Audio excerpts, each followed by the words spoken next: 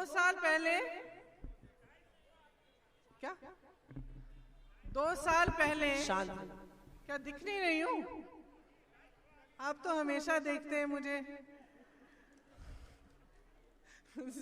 जिला की कमेटी के मेंबर हैं, आज थोड़ी कम दिख रही हूँ तो कोई बात नहीं, महिलाओं को तो दिख रही हूँ।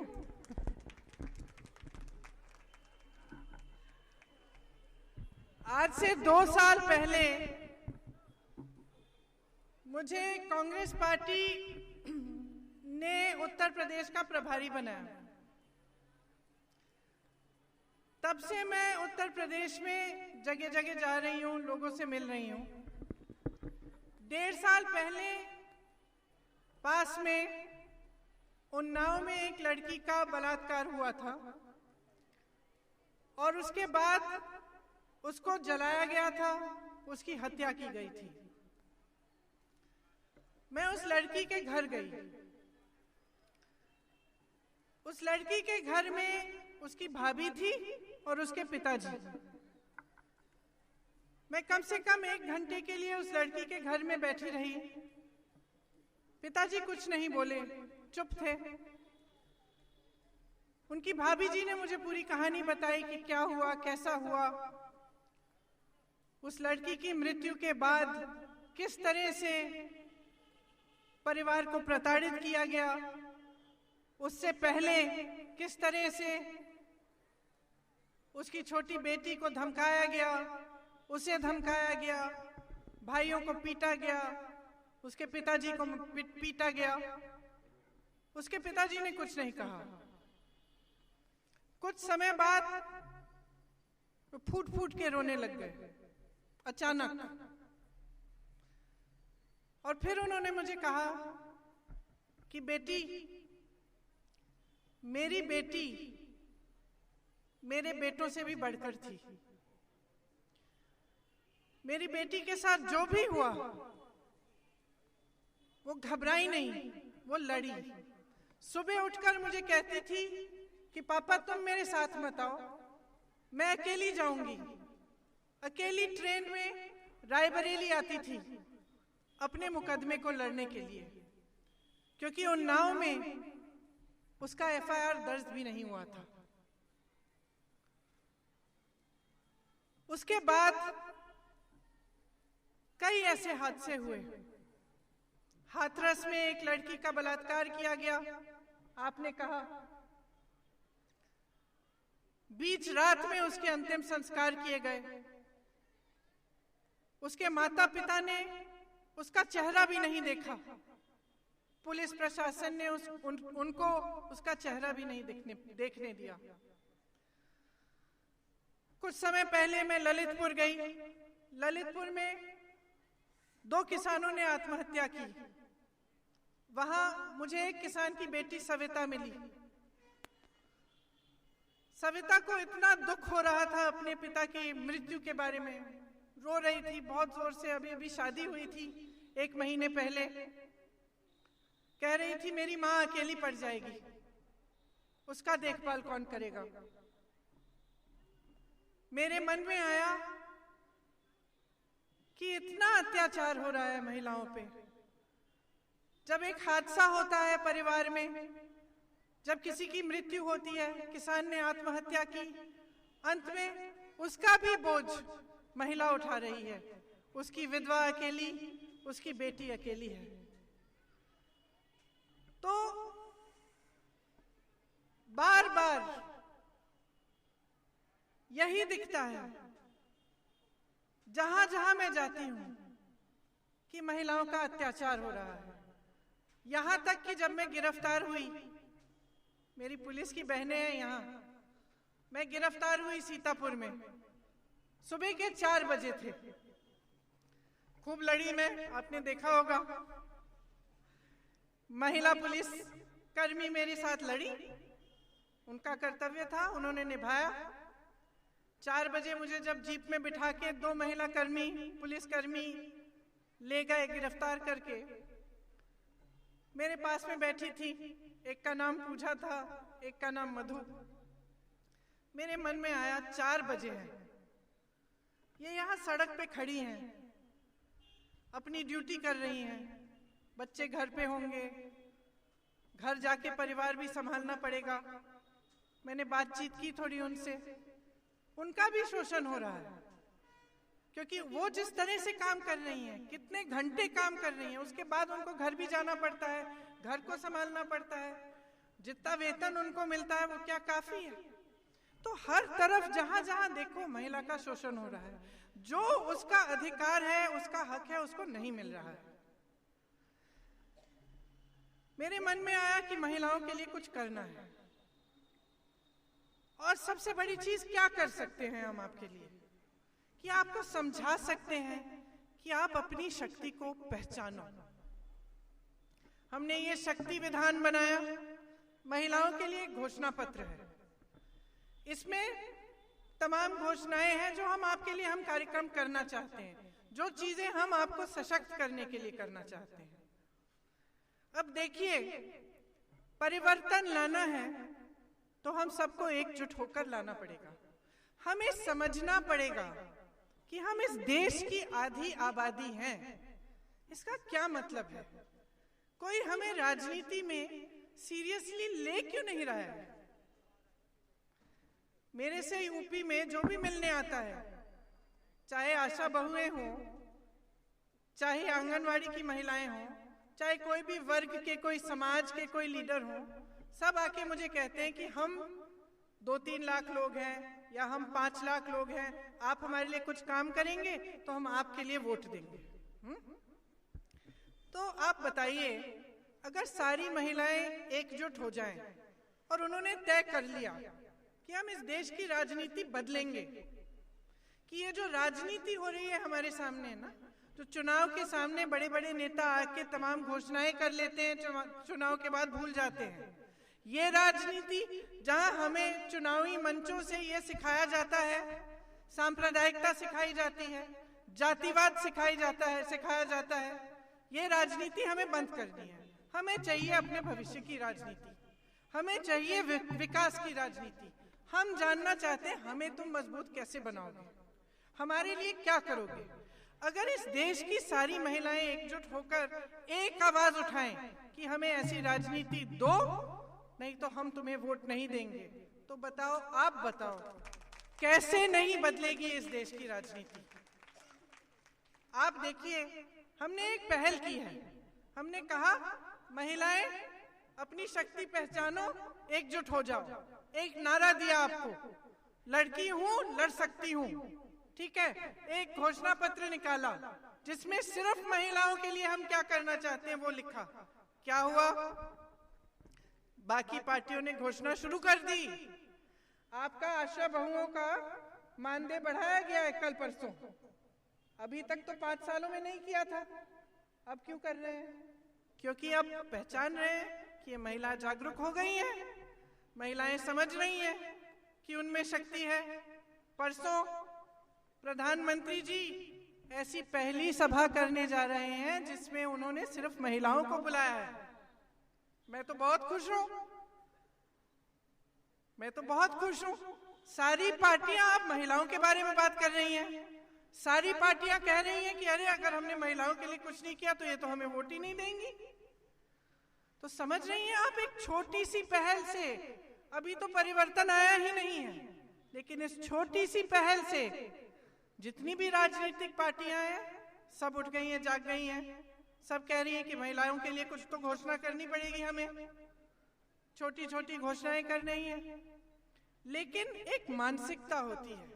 आप सबने कहा, आपने कहा कि आप अगर इस मंच पे खड़ी हैं तो आपकी माता आपके लिए, आपकी माँ आपके लिए लड़ी, संघर्ष किया। कल मैं अमेठी में थी, मंच पे एक मेरी पुरानी सहेली आई, रमाकांति। रमाकांति को मैं 15 सालों से जानती हूँ। 15 साल पहले जब मेरे से पहली बार मिली, स्वयं सेवक समूह में वो शामिल हुई थी। उसने मुझे अपनी कहानी बताई। माँ बाप ने उसे पढ़ाया नहीं 6ठी क्लास से आगे। उसकी बेटी हुई, बहुत इच्छा थी कि बेटी को पढ़ाऊं, लेकिन क्या करे, परिवार वाले सहमत नहीं थे। तो जब सब खेतों में काम करने के लिए चले जाते थे तो रमाकांति साड़ी के फॉल को सीती थी, और चुपचाप से जब कोई घर पे नहीं था तो जाकर एक दुकान में जहां पे साड़ी के फॉल बिकते थे वहां जाके वो बेचती थी। फिर जब पैसे इकट्ठे हो गए उसने सोचा मैं अपनी बेटी को पढ़ाऊंगी, तो चुपचाप से बेटी को स्कूल तब भेजना शुरू किया जब किसी को पता न चले कि बेटिया स्कूल जा रही है, और पहले ही वापस ले आती थी। पकड़ी गई, सबने डांटा, ससुर जी सासू जी ने डांटा कि ऐसे कैसे इसको तुम स्कूल भेज रही हो।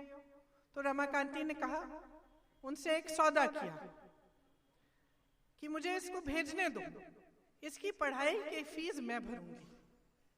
तो सब मान गए। तो रमाकांति जब मेरे से कल मिली, उसकी बेटी उसके साथ थी, कॉलेज पास कर लिया उसने, नौकरी ढूंढ रही है। तो माँ संघर्ष करती है, किस लिए? वो क्यों चाहती है कि अपनी उसकी बेटी अपने पैरों पे खड़ी हो? क्योंकि वो अपना संघर्ष अपनी बेटी को नहीं देना चाहती। वो ये नहीं चाहती कि उसकी बेटी का जीवन पूरा जीवन संघर्ष में बीते। आपको कितनी बार कहा गया है, आप बताओ मुझे, कितनी बार आपको कहा गया है कि आप महिला हो, बेटी महिला हो, तुम में सहने की शक्ति है, सह लो। बताओ किस किस को बताया गया है? हाथ उठाओ, किस किस ने सुना है? ये सबने सुना है ना? आज यहाँ खड़े होके मैं कह रही हूँ, आपको भगवान ने अपने पैरों पर खड़े होने की शक्ति दी है। उस शक्ति को पहचानो। सबसे बड़ी शक्ति क्या होती है लोकतंत्र में? वोट होता है, आप सबके पास है। सोच समझ के इस वोट को दो। आज से यह तय कर लो कि जो महिला को सशक्त करने का काम नहीं करेगा उसको वोट नहीं मिलेगा। इसका मतलब यह नहीं है कि एक शौचालय बना दिया, नहीं। इसका मतलब यह नहीं है कि एक गैस सिलेंडर पकड़ा दिया, नहीं। ये वोट लेने का माध्यम है, ये आपको सशक्त करने का माध्यम नहीं है।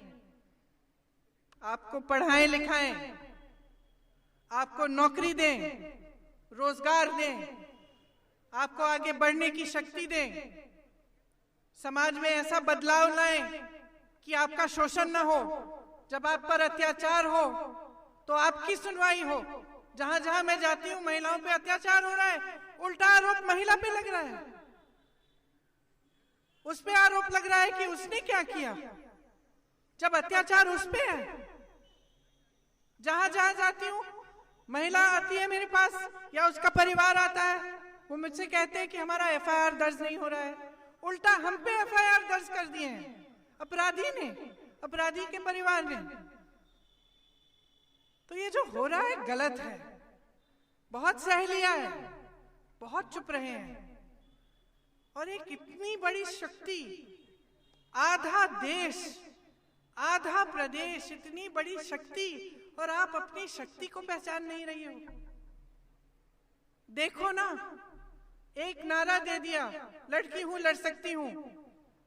जितने भी नेता हैं सब खड़े हो गए कि आपके लिए कुछ करना है। मानसिकता बदलनी है तो आप शुरुआत करिए। आपने बिल्कुल सही कहा कि अपने लिए खुद लड़ना पड़ेगा। लड़ो, मैं तुम्हारे साथ हूं।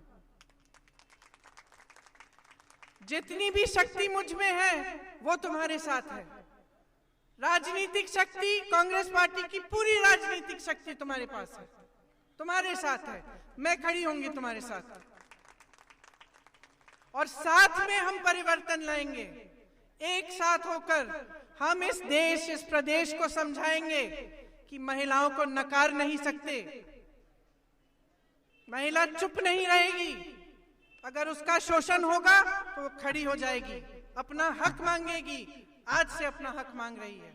इसलिए ये जो शक्ति विधान है, ये जो घोषणा पत्र है, इसमें हमने तमाम ऐसी चीजें हमने लिखी है, आपको पढ़ना चाहिए। आप सब यहाँ से जाते वक्त इसको लीजिए। इसका उल्लेख मैं नहीं करूंगी। आपने काफी कहा कि हमने क्या क्या इसमें लिखा है। इसमें सिर्फ मोबाइल फोन, स्कूटी नहीं है। इसमें आपको सशक्त करने के लिए हर जिले में ऐसी पाठशालाएं बनाई जाएंगी जो 9 से 12वीं क्लास की महिलाओं को सशक्त करेंगी। उसमें आपको दक्षता की शिक्षा मिलेगी ताकि आपको रोजगार मिल पाए। जितने भी इस प्रदेश में रोजगार देगी कांग्रेस पार्टी, उसमें से 40% रोजगार महिलाओं को मिलेंगे। इसी तरह से बहुत सारी घोषणाएं हैं आशा बहुओं के लिए, आंगनवाड़ी के लिए, कि आपको 10,000 रुपए का मानदेय मिलेगा। आप फिर उसके बाद आपने कहा आप एक परिवार को पूरे साल के लिए देखती हैं, उसके लिए आपको एक कुछ मिलता है पैसा, वो अलग है। आपको मानदेय मिलेगा, उसके ऊपर से वो मिलेगा।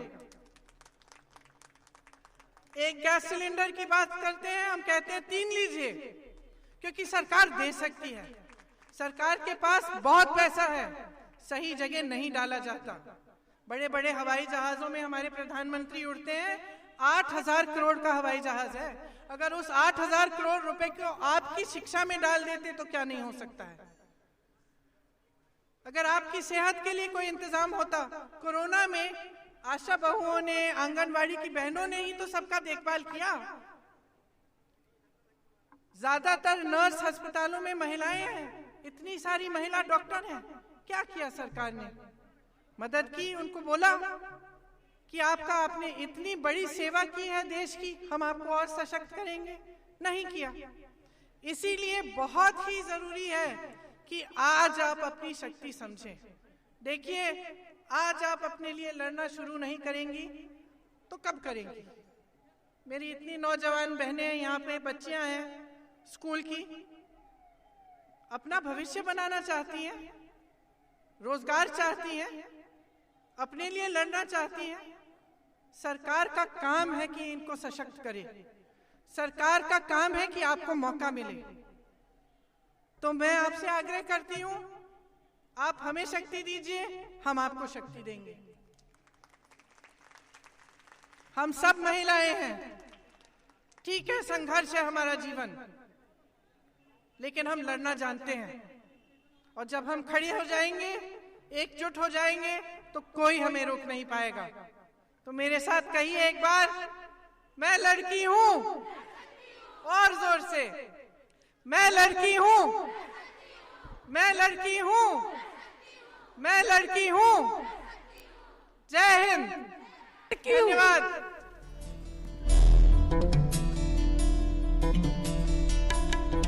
ऐगिरि नंदिनि नंदित मेदिनि विश्व विनोदिनि नंदनुते गिरिवर विंध्य शिरोदिनि वासिनि विष्णु विलासिनि जिष्णु।